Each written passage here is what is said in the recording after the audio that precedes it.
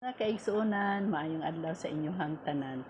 Karon bitaw nga panahon, ang tao karon hatagan lang nimo bisag 500, dauton ka na dayon. Naadri makita nato sa Matthew 26:14 hangtod sa 16. Unya ang usa sa napulog duha ka tinun-an ginganlag Judas Iscariote miadto sa kadagkoang mga pari ug miingon, unsa may inyong iganti kanako kung itugyan ko kaninyo si Jesus? Niihap sila og katluan ka salapi nga sinsilyo ug gihatag kini kaniya. Sukad niadtong adlaw si Judas nangitag maayong higayon sa pagbudhi kang Jesus. So ingon ana kay nabayran naman siya, nagbudhi na siya sa atong Ginoo. So inana pud karon bisan karon makita nato nga mathatagan sila og minilyon, makadawat sila ni ana. Daoto na day nila katong ilang best friend nga wala sila muhatag og minilyon sa ilaha.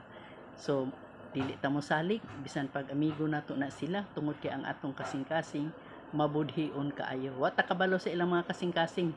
Busa dili nato di ta mo salig sa ilaha. Labi na gyud bag-o nimo nakaila, ayaw gyud og salig. Wa ka makasabalo sa ilang kasing-kasing. Sumuoro to, salamat kaayo sa pagpaminaw.